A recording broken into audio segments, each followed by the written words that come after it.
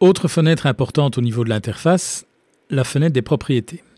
La fenêtre des propriétés ne sera jamais vide. On aura toujours des propriétés qui seront affichées. Vous voyez qu'ici, je n'ai aucune commande active. Je suis sur une vue plan d'étage. Eh bien, j'ai à la gauche, ici, dans les propriétés du plan d'étage. On voit par exemple son échelle, la manière dont le modèle est affiché, le niveau de détail de la vue, etc. Donc, je vais pouvoir gérer ici tous les paramètres de cette vue plan d'étage. Okay, vous voyez par exemple l'échelle 1/100. Eh bien, je vois ici en dessous que j'ai également accès à l'échelle 1/100. Donc, si je modifie l'échelle ici, c'est la même chose que de la modifier ici. Vous voyez que je suis passé au 50e. Donc, si je repasse ici au 100e, je passe ici au 100e. Niveau de détail faible, je passe en niveau de détail élevé. Eh bien, vous voyez le petit symbole ici qui se modifie. D'élevé, je repasse à faible. Et vous voyez qu'il repasse à faible. Donc, de nouveau, j'ai parfois accès à certaines commandes à plusieurs endroits.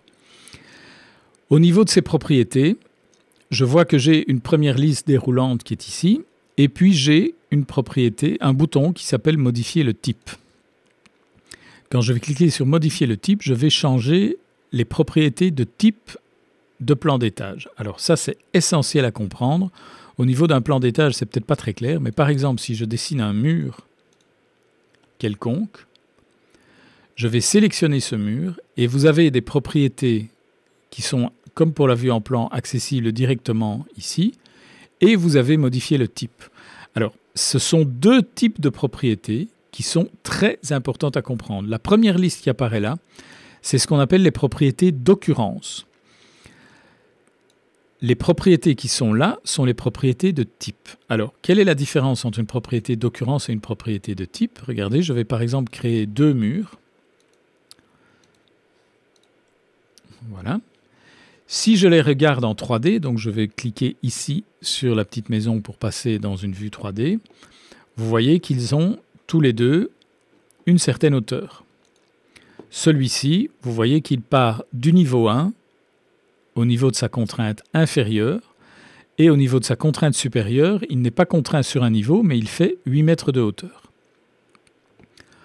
Alors on voit effectivement que le niveau 2 ici est à 4 mètres, et mon mur fait 8 mètres de haut. Donc si par exemple ce mur-là, je lui dis, eh bien, je voudrais que tu ailles du niveau 1 jusqu'au niveau 2, voilà, vous voyez que ce mur va être se modifier pour s'accrocher pour sa partie supérieure au niveau 2. Quand le niveau 2 va se déplacer, alors vous inquiétez pas, toutes ces commandes, on les verra évidemment en détail après, mais vous voyez que le mur s'est adapté et il est monté jusqu'au niveau 2, donc il a suivi la modification, le déplacement vertical du niveau 2. Bien, propriété d'occurrence, donc vous voyez que là, une propriété d'occurrence, c'est sans contrainte 8 mètres, ici, niveau 2, et donc 5 mètres de haut, grisé, puisqu'il est accroché au niveau 2. Ça, ce sont des propriétés, les propriétés d'occurrence, qui peuvent être modifiées mur par mur. Ça veut dire que je ne dois pas créer un nouveau type de mur pour réaliser une modification de hauteur. Ça paraît assez logique. Si j'ai des murs de différentes hauteurs, je n'ai pas de nécessité de créer un nouveau type. Si par exemple j'utilise un type de voile béton 20 cm, je ne vais pas devoir créer un type de mur voile béton 20 cm 8 mètres de haut et voile béton 20 cm 5 mètres de haut. Ça n'a aucun sens. J'utilise pour les deux un type de mur voile béton 20 cm et pour chacun, on aura des propriétés d'occurrence différentes qui vont permettre par exemple de gérer la hauteur. Par contre, dans modifier le type, là, j'accède cette fois-ci à des propriétés qui sont les propriétés du type de mur. Donc là, même si je n'en sélectionne qu'un, si je modifie une propriété de type de mur, si dans mon projet j'ai 5000 murs de ce type-là, eh bien les 5000 murs vont être impactés par la modification que je vais apporter. Donc par exemple, vous voyez qu'ici, ce mur a 200 mm de large. Si dans sa structure, je modifie ça et je passe à 1 mètre de large, eh bien vous voyez que mes deux murs sont modifiés. Pourquoi? Parce que là, j'ai changé une propriété du type de mur qui s'appelle générique 200 mm. Et comme celui-ci utilise le même type, eh bien les deux sont modifiés. Eh bien pour n'importe quel objet, que ce soit un mur, une porte, un sol, une cote, un texte, n'importe quoi, j'aurai toujours des propriétés d'occurrence et des propriétés de type.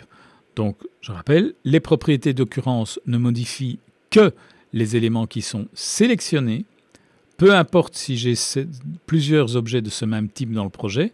Je sélectionne un mur, je ne modifierai que ce mur en sélectionnant et en modifiant les propriétés d'occurrence. Par contre, quand je vais dans modifier le type, je vais modifier à ce moment-là les propriétés du type de mur et tous les autres murs qui utilisent le même type seront impactés. Voilà, ça c'est pour la fenêtre des propriétés. Et donc, comme je dis, cette fenêtre n'est jamais vide puisque vous voyez que là, si je désactive toute commande, j'ai les propriétés de la vue 3D.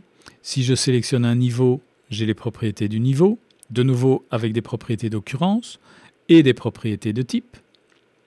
Et si je me mets en plan, vous voyez que je passe en plan d'étage. Je sélectionne ça, élévation. Donc voilà, cette fenêtre ne sera jamais vide, j'aurai toujours des propriétés actives.